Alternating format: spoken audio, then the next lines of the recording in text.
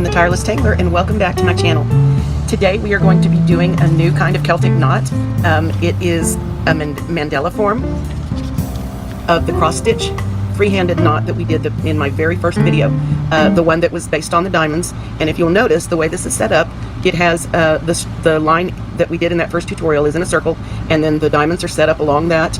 On this particular version, I did not loop the inside of that, but I did loop the outsides. So let me show you how this is done. Right. The first part of this is just going to be how to set up the pencil grid. Unfortunately, this one does require a grid to get the shape uniform. The way you're going to start this off is by dividing your tile. This is an apprentice tile, Zentangle apprentice tile. You're going to divide that first diagonally, corner to corner. Then you're going to switch it and do the other two corners diagonally, so that you end up with a large X on your tile.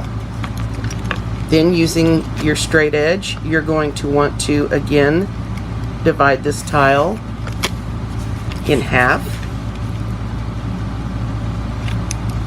turn it 90 degrees and do it again. And so you have a tile with a star-shaped division, 1, 2, 3, 4, 5, 6, 7, 8 parts. All right, next you will need a compass. Then we're going to use the compass. Hopefully this will go well.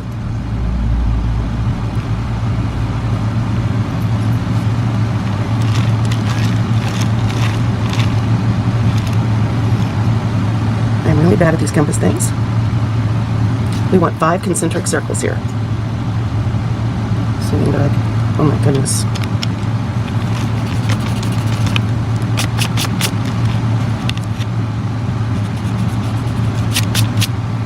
All right, one more time.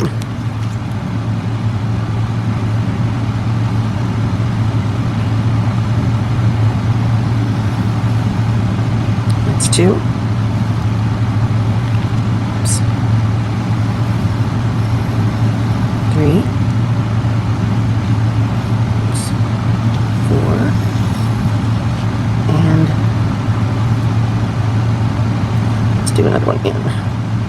See if this will work.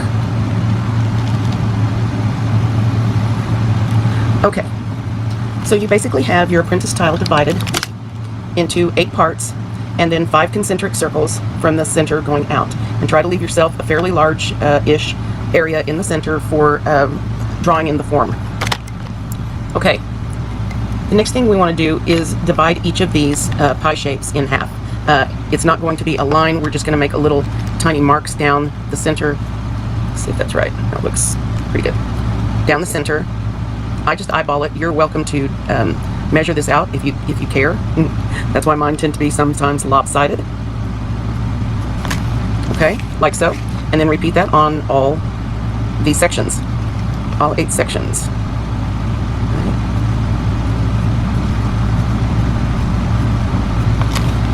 Pretty close. I do not measure for a reason.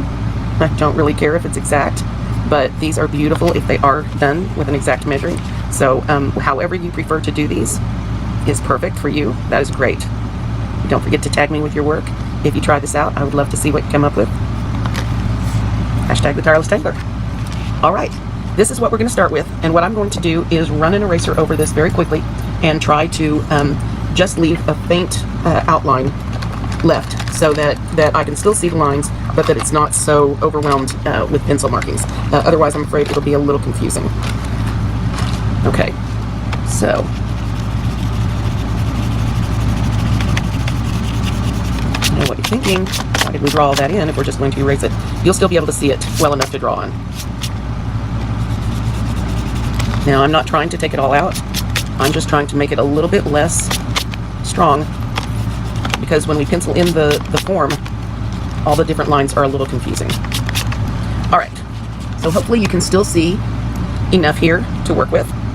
And what you need to do is take, in the second ring, not the first ring, but the second ring between here and here, you're going to want to use this center point and draw a little arch shape. Not sure how even that is. And we will fix that up a little bit, but you want to do that in each section. I did a little too good a job erasing on this one. All right.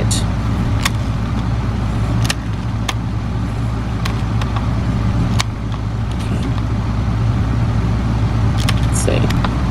We did a good job erasing there. Okay.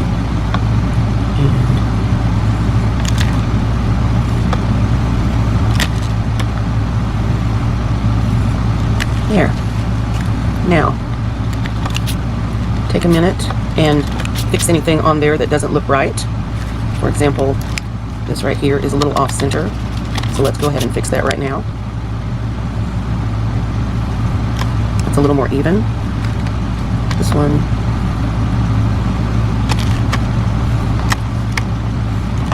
So, the rest of this doesn't take that long. Okay. Now, start at the bottom of one of these arches. It doesn't matter which one.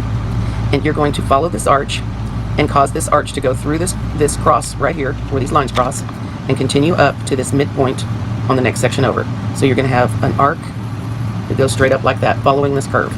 So repeat this on each one.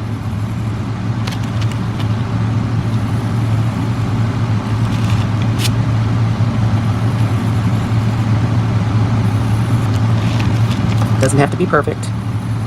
We will be adjusting this as we go.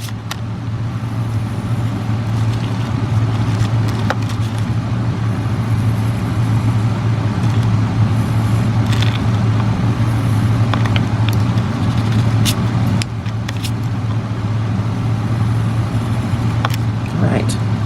So this is what you have after your first pass. Okay? Now we're going to repeat what we just did, but we're going to do it on the opposite side and come down here. And you can start going up here, or you can come down from the point, whatever you find is more comfortable for your hand.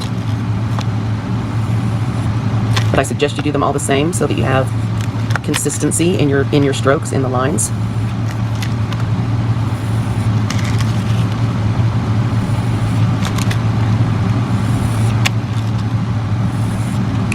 And look at that.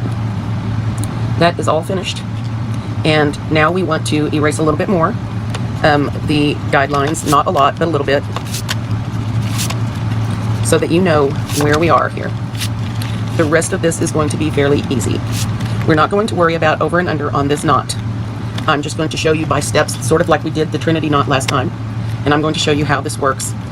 Erase as you go along, or it gets confusing. I'll just say that. Okay, so what we want to do is start in one of the tips of these petals, as I call them. Decide how wide you want your ribbon to be, and just follow the arch here of the petal. Now, as you come down to this line, stop, and then you want to erase the line you crossed over here. Yes. Again, we're going to repeat this on each petal, or each arch, however you want to call it. Oops. Wrong one. Okay, and again, and erase the line you crossed. Repeat, and erase. Repeat, erase.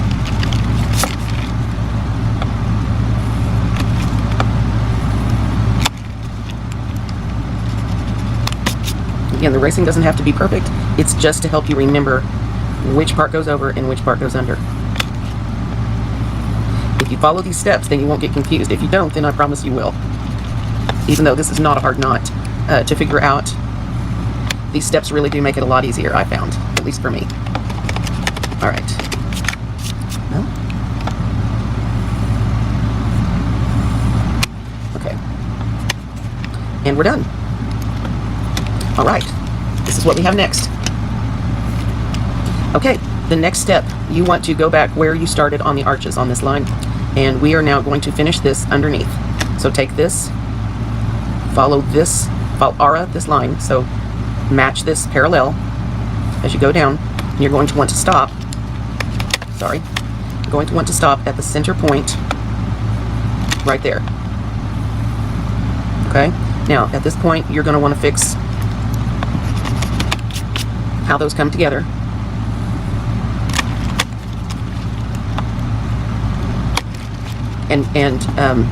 Sorry, erase the line that you cross over, and then go on to the next one. Don't try to join this up yet. Go ahead and do this next part down to the center point. This is why we have that fifth concentric circle in the middle, is so that we can do this part and still have room. Okay, so repeat here.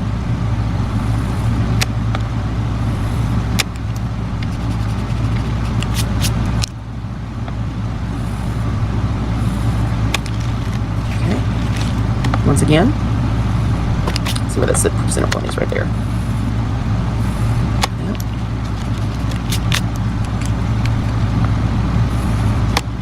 And this is probably the most difficult step, and it's not hard. As soon as we're done, we just have to get interrupted by the phone. Okay, where were we?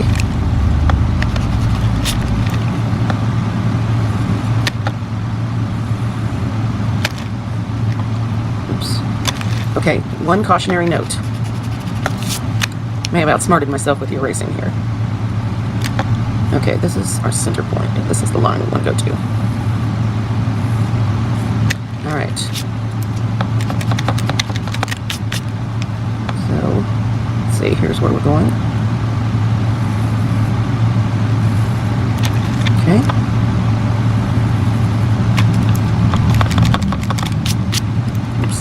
Throwing my pencil at myself. Okay. Last one. Down to the midpoint. And erase your line. Okay, here's where we are now. The only thing that's left is to finish right here. Just join that up. Anything you need to fix, this is a good time for that.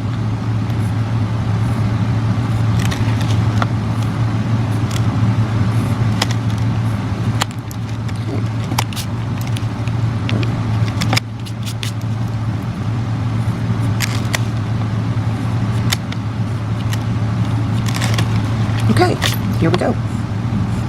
This is our knot form, and all that's left to do is ink it. I think I'm going to do this in brown. So check your lines, make sure you know where you're going to go, and then carefully, I'm going to use a number 5 brown, carefully draw in your lines.